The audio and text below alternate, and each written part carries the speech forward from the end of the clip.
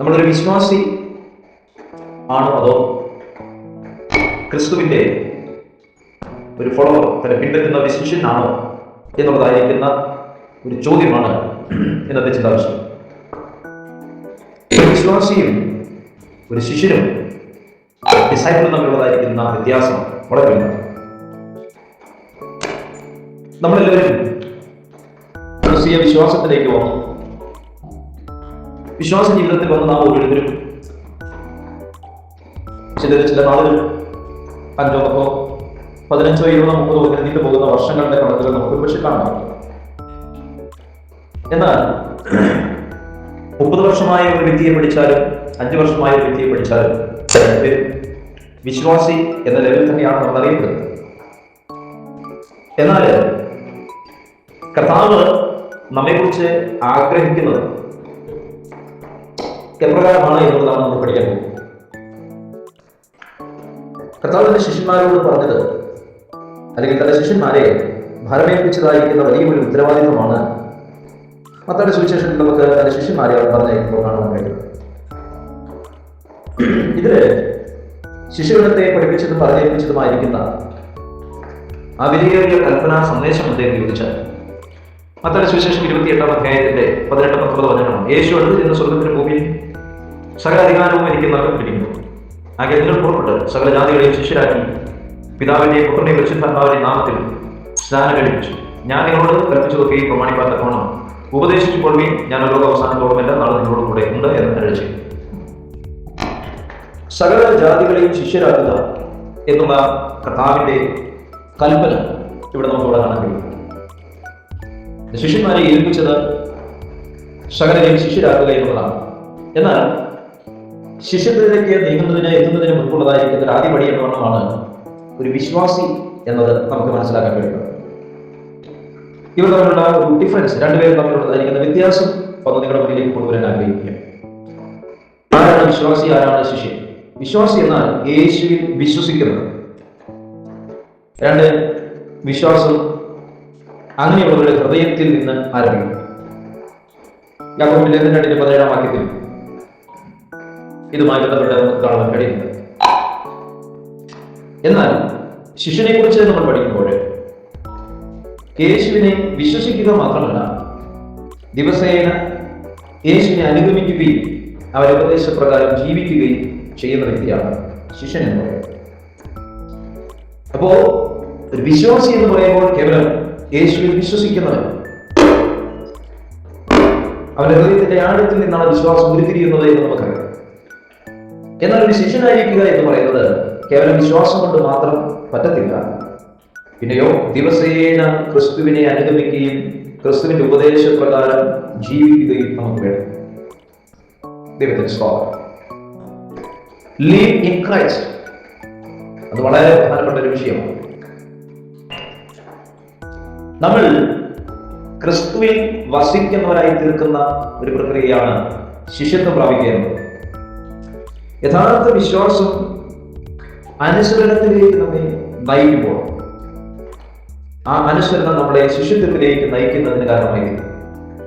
ഒന്നുകൂടെ പറയുന്നു, യഥാർത്ഥ വിശ്വാസം നമ്മെ അനുസരണത്തിലേക്ക് നയിക്കും. ആ നയിക്കപ്പെടുന്ന അനുസരണം ശിഷ്യത്വത്തിലേക്ക് നമ്മൾ എന്ത് ചെയ്യുന്നു? നയിക്കും. അപ്പോ വിശ്വാസി ആയിരിക്കുക എന്നുള്ളത് നമ്മുടെ ജീവിതത്തിൽ ഇമ്പോർട്ടൻ്റ് ആണ്. അതുപോലെ തന്നെയാണ് ശിഷ്യൻ. കാലപ്പഴക്കങ്ങൾ വരുമ്പോൾ ഓരോ സ്മൃതിയോട് പറയുന്നത് പോലെ നിങ്ങൾ ഇപ്പോഴും ശിശുക്കളെ പോലെ ആയിരിക്കുന്നു എന്നുള്ളത് താൻ ഖേദിക്കുകയാണ്. കാരണം വിശ്വാസ ജീവിതത്തിൽ ഒന്നതിന്റെ പഴക്കം വെച്ച് നോക്കിയാൽ അവരിപ്പോൾ ഉപദേഷ്ടക്കാരന്മാരായിരിക്കുന്നവരാണ്. പക്ഷേ ഇപ്പോൾ എങ്ങനെയിരിക്കുന്നു? കേവലം കുട്ടികളെ പോലെ പാൽ കുടിക്കുന്ന പ്രായത്തിൽ തന്നെ അവർ കഴിയും. അപ്പൊ ക്രിസ്ത്യൻ ജീവിതത്തിന് ഒരു വളർച്ചയുണ്ട് എന്നുള്ളത് വ്യക്തമാണ്. ആ വളർച്ചയുടെ ഒന്നാമത്തെ പടിയാണ് വിശ്വാസിയായിരിക്കുക എന്നുള്ളത്. 2, വിശ്വാസിയിൽ നിന്ന് നമുക്കൊരു ശിഷ്യത്വത്തിലേക്ക് ഒരു വളർച്ചയുണ്ട്. ക്രിസ്തു എന്ന തലയോടെ നമുക്ക് വളർച്ച പ്രാപിക്കുന്നതായിരിക്കും. അതിന് നാം ശിഷ്യത്വത്തിലേക്ക് എത്തിപ്പെടണം. എങ്കിൽ മാത്രമേ ക്രിസ്തുവിന്റെ ആശയങ്ങൾ യഥാർത്ഥമായി മനസ്സിലാക്കാൻ കഴിയൂ. ക്രിസ്തു പറഞ്ഞിരിക്കുന്ന കാര്യങ്ങൾ, ഉപദേശങ്ങൾ മനസ്സിലാക്കാൻ കഴിയുന്നു. വിശ്വാസി എന്ന് പറയുമ്പോൾ കേവലം അവരെ വിശ്വസിച്ചു. 10 കുഷ്ഠരോഗികൾ വന്നു, 10 പേരോട് വിശ്വസിക്കുന്നുവോ എന്ന് ചോദിച്ചപ്പോൾ വിശ്വസിക്കുന്നു എന്നവരെ ഏറ്റു പറഞ്ഞു. എന്നാൽ ഒരാൾ മാത്രമാണ് വീണ്ടും വന്ന് അവനെ ഫോളോ ചെയ്യുവാനായി തീരുമാനമെടുത്തത്, അനുഗമിക്കുവാൻ തീരുമാനമെടുത്തത്. അപ്പോ വിശ്വസിക്കുന്നു എന്നതുകൊണ്ട് പൂർണ്ണമാകുന്നില്ല. ക്രിസ്തുവിനെ വിശ്വസിച്ചവർ ഒരുപാട് പേരുണ്ട് ലോകത്ത്. അങ്ങനെ വിശ്വസിച്ചു എന്ന് മാത്രം പറഞ്ഞൊരു വിശ്വാസി എന്ന നിലയിൽ മാത്രം ഇരിക്കാൻ ആഗ്രഹിക്കാതെ നമുക്ക് ക്രിസ്തുവിന്റെ ഉപദേശങ്ങൾ പ്രകാരം ജീവിക്കുകയും ദിവസേന ക്രിസ്തുവിനെ അനുഗമിക്കുകയും ചെയ്യുന്ന അനുഭവത്തിലേക്ക് നമുക്ക് വരണം. അങ്ങനെ വരുന്ന അനുഭവമാണ് ശിഷ്യത്വം പ്രാപിക്കുക എന്നുള്ളത്. അപ്പോൾ ഈ രണ്ട് വിഷയം വളരെ പ്രധാനപ്പെട്ടതായിരിക്കുന്ന ക്രിസ്ത്യ ജീവിതത്തിലെ ഒരു വിഷയമാണ്. യേശു ശിഷ്യന്മാരെ വിളിച്ചത് വിശ്വസിക്കാൻ മാത്രമല്ല, അവനെ അനുഗമിക്കുക എന്നതുകൂടി ഉണ്ട്. തന്റെ ശിഷ്യന്മാരെ വിളിക്കുമ്പോൾ അവനെ അനുഗമിക്കുവാൻ കൂടിയാണ് കർത്താവ് തന്റെ ശിഷ്യന്മാരോട് ഓർമ്മപ്പെടുത്തിയത്. മത്തായിയുടെ സുവിശേഷം 4-ാം അധ്യായത്തിന്റെ 19-ാം വചനം പറയുന്നു, എന്റെ പിന്നാലെ വരുവിൻ, ഞാൻ നിങ്ങളെ മനുഷ്യരെ പിടിക്കുന്നവരാകുമെന്ന് അവരോട് പറഞ്ഞു. യേശു തന്നെ തെരഞ്ഞെടുത്ത ശിഷ്യന്മാരോട് പറയുകയാണ്, എന്റെ പിന്നാലെ വരുവിൻ, തന്നെ അനുഗമിക്കുക എന്നത് നമ്മുടെ ശിഷ്യന്റെ പ്രത്യേകത. വിശ്വാസി എന്ന് പറയുന്നത് അനുഗമിക്കുക എപ്പോഴും അത് നിർബന്ധിതനാകുന്നില്ല. അവൻ്റെതായിരിക്കുന്ന തീരുമാനങ്ങൾ കൂടി അതിനകത്തുണ്ട്. എനിക്ക് വേണമെങ്കിൽ അനുഗമിക്കാം, വേണ്ടെങ്കിൽ അനുഗമിക്കേണ്ട. വിശ്വസിച്ചാൽ മാത്രമാണ്. വിശ്വസിക്കുക. എന്നാൽ ഈ ശിഷ്യനായിരിക്കുക എന്ന് ശിഷ്യത്വം പ്രാപിക്കുക എന്ന് പറയുമ്പോൾ അതിൽ നിന്നും ഒരുപടി കൂടെ മുകളിലാണ് അതിന്റെ സ്ഥാനം എന്ന് പറയുന്നത്. ക്രിസ്തുവിനെ അനുഗമിക്കുവാൻ വേണ്ടി വിളിക്കപ്പെട്ടവർ. അപ്പോൾ ഈ പ്രഭാതത്തില് ഞാൻ ആരംഭത്തിൽ ചോദിച്ച ചോദ്യം ഒന്നുകൂടി അർപ്പിക്കുന്നു. നിങ്ങൾ യഥാർത്ഥമായി ആഗ്രഹിക്കുന്നത് ഒരു വിശ്വാസിയായിരിക്കാനാണോ അതോ ക്രിസ്തുവിന്റെ ശിഷ്യനായിരിക്കാനാണോ ആഗ്രഹിക്കുന്നത്? ഇത് നമ്മളൊന്ന് വിചിന്തനം ചെയ്യേണ്ടതായിട്ടുണ്ട്. അപ്പൊ ക്രിസ്ത്യ ജീവിതത്തിന് നമുക്കൊരു ലക്ഷ്യമുണ്ട്. ഒന്ന് യേശുവിൽ വിശ്വസിക്കുക എന്നുള്ളത്, യേശുവിനെ സ്നേഹിക്കുക എന്നുള്ളത്, യേശുവിന്റെ വചനം അനുസരിക്കുക എന്നുള്ളതും മറ്റുള്ളവരെ സ്നേഹിപ്പാനും ആത്മീയ ഫലം കായ്പാനുമാണ് ക്രിസ്ത്യ ജീവിതത്തിന്റെ ലക്ഷ്യം എന്നുള്ളത് ദൈവത്തിന് നമ്മൾ സ്തോത്രം ചെയ്യും. എന്നാൽ വിശ്വാസിയെക്കുറിച്ചും ശിഷ്യനെ കുറിച്ചുള്ളതായിരിക്കുന്ന ചില വേദവാക്യങ്ങൾ നിങ്ങളിലേക്ക് കൊണ്ടുവരാനായിട്ട് ഞാൻ ആഗ്രഹിക്കുകയാണ്. വചനം അല്പം കൂടെ വിശദമായി ചിന്തിക്കണമെന്ന് താല്പര്യമുള്ളവർക്ക് ഞാൻ ഈ പറയുന്ന റെഫറൻസുകളിൽ നിന്ന് നോട്ട് ചെയ്യാം. കർത്താവ് നമ്മളെ അതിനായിട്ട് സഹായിക്കുമാറാകട്ടെ. വിശ്വാസി എന്ന് പറയുമ്പോൾ യോഹന്നാന്റെ സുവിശേഷം വളരെ സുപരിചിതമായിരിക്കുന്ന വേദഭാഗമാണ്. 3-ാം അധ്യായത്തിന്റെ 16-ാമത്തെ തിരുവചനത്തിലേക്ക് വരുമ്പോൾ ഇങ്ങനെയാണ് കാണുന്നത്, തന്റെ ഏകജാതനായ പുത്രൻ വിശ്വസിക്കുന്ന ഏവൻ നശിച്ചു പോകാതെ നിത്യജീവൻ പ്രാപിക്കേണ്ടതിന് അവനെ നൽകുവാൻ ലോകത്തെ അത്രമാത്രം സ്നേഹിച്ചു. വിശ്വാസി എന്ന് പറഞ്ഞു കഴിഞ്ഞാൽ തന്റെ ഏകജാതനായ പുത്രനിൽ വിശ്വസിക്കുന്ന ഏവൻ. തന്റെ ഏകജാതനായ പുത്രനായിരിക്കുന്ന ക്രിസ്തുവിൽ വിശ്വസിക്കുന്ന ഏവനും വിളിക്കപ്പെടുന്ന പ്രകാരമാണ് വിശ്വാസി എന്നാണ്. അതുപോലെ തന്നെ യോഹന്നാന്റെ സുവിശേഷം 1-ാം അധ്യായത്തിന്റെ 12-ാം വാക്യം, അപ്പോസ്തല പ്രവൃത്തി 16-31, ലേഖനം 10-ാം അധ്യായത്തിന്റെ 9-10 വചനങ്ങൾ, എഫേസ്യരുടെ ലേഖനം 2-ാം അധ്യായത്തിന്റെ 8-9 വചനങ്ങൾ, യാക്കോബിന്റെ ലേഖനം 2-ാം അധ്യായത്തിന്റെ 17-18 വചനങ്ങൾ, 1 യോഹന്നാൻ 5-ാം അധ്യായത്തിന്റെ 1-ാം വചനം, റോമാലേഖനം 10-ാം അധ്യായത്തിന്റെ 9-10 വചനങ്ങൾ നമുക്ക് ശ്രമിക്കാം. യേശുവിന്റെ കർത്താവ് എന്ന് വായോട് ഏറ്റുപറയുകയും ദൈവം അവനെ മരിച്ചവരിൽ നിന്ന് ഉയർത്തെഴുന്നേൽപ്പിച്ചു എന്ന് ഹൃദയം കൊണ്ട് വിശ്വസിക്കുകയും ചെയ്താൽ നീ രക്ഷിക്കപ്പെടും. ഹൃദയം കൊണ്ട് നീതിക്കായി വിശ്വസിക്കുകയും വായോട് രക്ഷയ്ക്കായി ഏറ്റുപറയുകയും ചെയ്യുന്നു. ഇവിടെ കാണുന്നു, ഒരു വിശ്വാസിയായിരിക്കാൻ എന്ത് ചെയ്യണം? യേശുവിന്റെ കർത്താവ് എന്ന് വായോട് ഏറ്റുപറയുക, അവനെ ദൈവം അവനെ മരിച്ചവരിൽ നിന്ന് ഉയർത്തെഴുന്നേൽപ്പിച്ചു എന്ന് ഹൃദയം കൊണ്ട് വിശ്വസിക്കുകയും ചെയ്യുന്ന ഒരു വിശ്വാസിയായിരിക്കുക എന്നുള്ളത്. ഇനി രണ്ടാമത്തേതാണ് ശിഷ്യനായിരിക്കും. ഞാൻ കുറെ റെഫറൻസ് നിങ്ങൾക്ക് പറഞ്ഞു തന്നിട്ടുണ്ട്, നോട്ടിക്കപ്പെടുന്നുണ്ട്. ശിഷ്യനായിരിക്കുക എന്ന് പറയുന്നത് അല്പം കൂടെ വ്യത്യസ്തമാണ്. മത്തായിയുടെ സുവിശേഷം 4-ാം അധ്യായം അതിന്റെ 19-ാം വചനം നമ്മൾ വായിച്ചു കേട്ടതാണ്. ക്ഷമിക്കണം, മറ്റൊരു വേദഭാഗം നിങ്ങൾ വായിച്ചു കഴിഞ്ഞു. 16-ാം അധ്യായം മത്തായിയുടെ സുവിശേഷം 16-ാം അധ്യായം അതിന്റെ 24-ാമത്തെ വചനം നമുക്കൊന്ന് ശ്രദ്ധിക്കാം. മത്തായി 16-24. പിന്നെ യേശു ശിഷ്യന്മാരോട് പറഞ്ഞത്, ഒരുത്തൻ എന്റെ പിന്നാലെ വരുവാൻ ഇച്ഛിച്ചാൽ തന്നെ താൻ തിരിച്ച് തന്നെ ക്രൂശെടുത്ത് തന്നെ അനുഭവിക്കട്ടെ. ശിഷ്യനായിരിക്കുക എന്നുള്ളതോടെ കർത്താവ് എന്താണ് പറയുന്നത്? എന്റെ പിന്നാലെ വരുവാൻ ഇച്ഛിച്ചാൽ തന്നെ താൻ തെറ്റിച്ച് തന്നെ ക്രൂശെടുത്ത്. അതിന് ചില തീരുമാനങ്ങളുണ്ട്. അതിനുള്ള വിശ്വാസിയെ കുറിച്ച് അവർ വിശ്വസിക്കുക. എന്നാൽ ശിഷ്യനായി തീരുക എന്ന് പറഞ്ഞാൽ പല കാര്യങ്ങളോട് ക്രമീകരിക്കപ്പെടണം. തന്നെ താൻ തെറ്റിക്കണം. തൻ്റെതായിരിക്കുന്ന കാര്യങ്ങൾക്കെല്ലാം അവിടെ വിൽക്കപ്പെടണം. തൻ്റെതായ ഇഷ്ടങ്ങളാകട്ടെ ആഗ്രഹങ്ങളാകട്ടെ ഇവയ്ക്കെല്ലാം എന്ത് ചെയ്യണം? വിലക്ക് കൽപ്പിച്ചുകൊണ്ട് ദൈവമായ കർത്താവ് ആഗ്രഹിക്കുന്ന നിലകളിൽ അവരുടെ ജീവിതം എന്ത് ചെയ്യണം? ദൈവത്തിന് ഫലമേൽപ്പിക്കപ്പെടണം. ഇതാണ് ശിഷ്യത്വം പ്രാപിക്കുന്നത്. ഞാൻ ചില റെഫറൻസ് നിങ്ങൾക്ക് പറഞ്ഞു തരാം. ഒന്ന് ശ്രദ്ധിക്കുന്നു. ലൂക്കോസിന്റെ സുവിശേഷം 9:23, 14 അധ്യായത്തിന്റെ 26, 27, 33, യോഹന്നാന്റെ സുവിശേഷം 8 അധ്യായത്തിന്റെ 31, 11 അധ്യായത്തിന്റെ 34, 35, 15 അധ്യായത്തിന്റെ 8 വചനം, മത്തായിയുടെ സുവിശേഷം 28, 19, 20 വാക്യങ്ങൾ. അപ്പോൾ നമ്മൾ കണ്ടു, വിശ്വാസി എന്ന് പറഞ്ഞാൽ യേശുവിൽ വിശ്വസിക്കുന്നത്, ശിഷ്യനാകട്ടെ യേശുവിനെ അനുഗമിക്കുകയും അവന്റെ വചനത്തിൽ നിലനിൽക്കുകയും ചെയ്യുന്നവൻ. ഈ വചനങ്ങളൊക്കെ നമ്മുടെ ജീവിതത്തിൽ നമ്മൾ പഠിച്ചിരിക്കുന്നത് വളരെ അനുഗ്രഹമാണ്. യോഹന്നാന്റെ സുവിശേഷം 8 അധ്യായം 31 വചനത്തിലേക്ക് വരുമ്പോൾ, തന്നിൽ വിശ്വസിച്ച യഹൂദന്മാരുടെ യേശു എന്റെ വചനത്തിൽ നിലനിൽക്കുന്നുവെങ്കിൽ നിങ്ങൾ വാസ്തവമായ എന്റെ ശിഷ്യന്മാരായി. ഇവിടെ പറയുന്നു, തന്നിൽ വിശ്വസിച്ച യഹൂദന്മാരോട്. അപ്പോൾ യഹൂദന്മാർ ആരും വിശ്വസിച്ചു? യേശുവിനും വിശ്വസിച്ചു. അവരോട് പറയുന്നു, എന്റെ വചനത്തിൽ നിലനിൽക്കുന്നു. അപ്പോൾ ശിഷ്യനായിരിക്കാൻ ആഗ്രഹിക്കുന്നവരെ എന്താണ് പറയുന്നത്? എന്റെ വചനത്തിൽ നിലനിൽക്കണം. വിശ്വാസി എന്ന് പറയുമ്പോൾ എപ്പോഴും ആ വചനത്തിൽ നിലനിൽക്കണമെന്ന് നിർബന്ധവുമില്ല. ആടിയുടയുന്ന അതിനനുസരിച്ച് പോകുന്നതായ നിലയൊക്കെ പല വിശ്വാസികൾ നമ്മൾ കാണുന്നതിന്റെ കാരണം അതാണ്. പറഞ്ഞു കഴിഞ്ഞാൽ അവർ ശിഷ്യത്വത്തിലേക്ക് വരാത്തതുകൊണ്ട് ഒരു കാര്യം ഇങ്ങോട്ട് വരുമ്പോൾ അങ്ങോട്ട് പോകും, അടുത്ത കാര്യം അവിടെ ഇങ്ങോട്ട് വരുമ്പോൾ അങ്ങോട്ട് പോകും. അത് ഒരു ക്വാളിറ്റി ഇല്ലാത്ത വിശ്വാസ ജീവിതമാണ്. ഈ വിശ്വാസി എന്നതിൽ മാത്രം നമ്മൾ നിൽക്കുമ്പോൾ സംഭവിക്കുന്നത് ഒരു വിശ്വാസം. ഞാൻ അതുകൊണ്ടാണ് വർഷക്കണക്ക് പറഞ്ഞു, നമ്മൾ വിശ്വാസത്തിൽ വന്നാൽ ഒരു ഇത്ര സമയത്തിന് ശേഷം നമ്മൾ അടുത്ത സ്റ്റേജിലേക്ക് പ്രവേശിക്കണം. എന്നും പൗലോസിന്റെ ഭാഷയിൽ പറഞ്ഞ് പാൽ കുടിക്കുന്നവരെ പോലെ നിന്ന് കഴിഞ്ഞാൽ ഈ ആടി വരെയുള്ള ഉപദേശത്തിന്റെ കാറ്റുകൾ വന്നിട്ട് അങ്ങോട്ടും ഇങ്ങോട്ടും എല്ലാം പോകും. അതിൽ നിന്ന് മാറണമെങ്കിൽ ഇവിടെ തന്നെ വിശ്വസിച്ച യഹൂദന്മാരുടെ യേശു പറഞ്ഞ വചനം എന്താണ്? യേശു പറഞ്ഞ എന്താണ്? എന്റെ വചനത്തിൽ നിലനിൽക്കണം. വിശ്വാസി എന്ന് പറയുമ്പോൾ എപ്പോഴും വചനത്തിൽ നിലനിൽക്കണമെന്ന് നിർബന്ധമൊന്നുമില്ല. അതുകൊണ്ടാണ് ചിലർ പിന്മാറ്റി പോകുന്നു, ചിലർ വിശ്വാസം ധരിച്ചു കളയുന്നു, ചിലർ വിശ്വാസം വ്യത്യസ്ത വ്യതിചലിച്ചു കളയുന്നു, പിന്നെ ഉപദേശങ്ങളിൽ മാറ്റങ്ങൾ വരുത്തുന്നു. പക്ഷേ ശിഷ്യത്വത്തിലേക്ക് വന്നു കഴിഞ്ഞാൽ അവരെന്തുണ്ട്? അവൻ ഈ പറയുന്ന സംഭവങ്ങളൊന്നുമില്ല. അവൻ വചനത്തിൽ എന്ത് ചെയ്യും? നിലനിൽക്കുവാനിടയിൽ. ഒരു വൃക്ഷത്തിന്റെ വേരുകൾ, ആ വൃക്ഷം അവിടെ നിൽക്കണമെന്ന് ആഗ്രഹിക്കുന്നുവെങ്കിൽ അതിന്റെ വേരുകൾ എന്ത് ചെയ്യും? പോലെ വിശ്വാസി അവ നിലനിൽക്കണമെന്ന്, ക്രിസ്തുവിൽ നിലനിൽക്കണമെന്ന് ആഗ്രഹിക്കുമ്പോൾ അവന്റെ വേരുകൾ ആളുകളിലേക്ക് ഇറങ്ങും. അവൻ വചനത്തിൽ ഉറക്കാൻ തുടങ്ങും. വചനത്തിൽ എന്ത് ചെയ്യും? ഉറക്കണം. ആ വചനത്തിൽ ഉറച്ചെങ്കിൽ മാത്രമാണ് അവന് നിലനിൽക്കുള്ളൂ. ആ വചനത്തിൽ ഉറയ്ക്കാത്തിടത്തോളം കാലം വരുന്നില്ല, നിലനിൽക്കും. ഈ വചനമാണ് ഇവരെ പിടിച്ചു നിർത്തുന്നത്. അപ്പൊ വചനം എന്ത് പറയുന്നു? എന്റെ വചനത്തിൽ നിലനിൽക്കുന്നു എങ്കിൽ. യഥാർത്ഥ വിശ്വാസി ശിഷ്യത്വത്തിലേക്ക് വരുമ്പോൾ അവൻ വചനത്തിൽ എന്ത് ചെയ്യുന്നു? നിലനിൽക്കും. ഈ വചനത്തിൽ നിലനിൽക്കാത്തവനാണ് വേരോടെ വീണ് പോകുന്നത്. അല്ലെങ്കിൽ ചെറിയൊരു കഴിയുമ്പോഴത്തേക്ക് അടുത്ത ദിശയിലേക്കാണ് കൊണ്ടുപോകുന്നത്. അപ്പൊ അതുകൊണ്ട് വചനത്തിൽ നിലനിൽക്കുന്നുവെങ്കിൽ വാസ്തവമായി ശിഷ്യന്മാർ ആയി. സത്യമറിയും, സത്യം നിങ്ങളെ സ്വതന്ത്രരാക്കുകയും ചെയ്യും എന്ന് പറഞ്ഞു. ഈ വചനമൊക്കെ ഒത്തിരി ആഴമേറിയ പഠനം നമുക്കുള്ളതാണ്. നിങ്ങളത് വായിക്കുക, ധ്യാനിക്കുക, നിങ്ങളുടെ പരിശുദ്ധാത്മാവ് പഠിക്കും. അടുത്ത ശിഷ്യത്വത്തിന്റെ 3 അടയാളം എന്താണെന്ന് നോക്കാം. 1, വചനത്തിൽ നിലനിൽക്കുന്നു. നമ്മളിപ്പോൾ വായിച്ച വേദവാക്യമാണ്, വചനത്തിൽ നിലനിൽക്കുന്നു. 2, പരസ്പരം അവർ സ്നേഹിക്കുന്നു. യോഹന്നാന്റെ സുവിശേഷം തന്നെ 13 അധ്യായത്തിന്റെ 35 തിരുവചനത്തിലേക്ക് വരുമ്പോൾ ഇങ്ങനെ പറഞ്ഞു, നിങ്ങൾക്ക് അന്യോന്യം സ്നേഹമുണ്ടെങ്കിൽ നിങ്ങൾ എന്റെ ശിഷ്യന്മാരെന്ന് എല്ലാവരും അറിയും. എന്റെ ശിഷ്യന്മാരെന്ന് എല്ലാവരും അറിയും.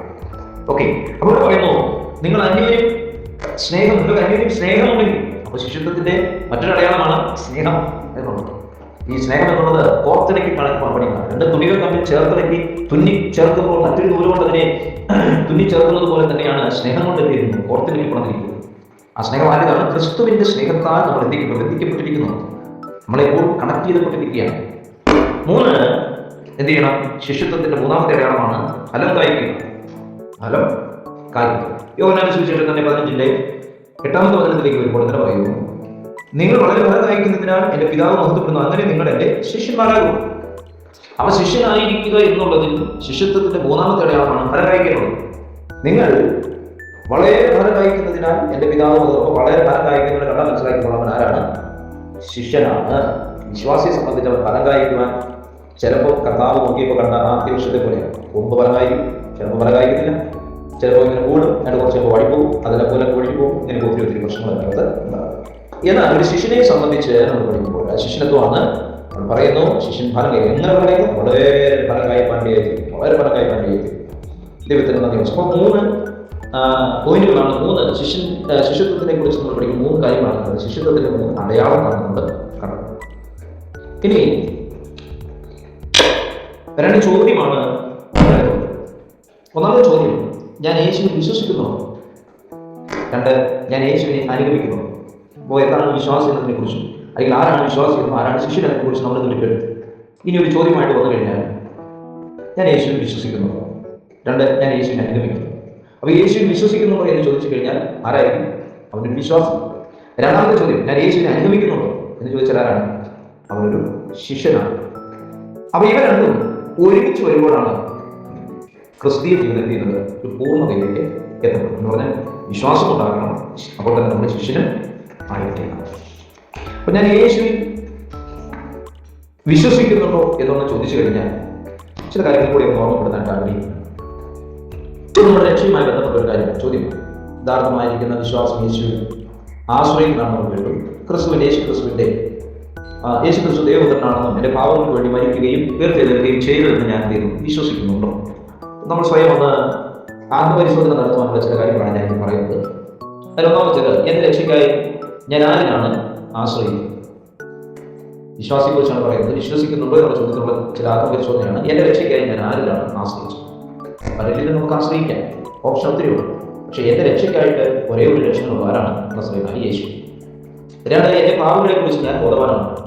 എന്റെ ജീവിതത്തിൽ പാപങ്ങളുണ്ട്, അല്ലേ?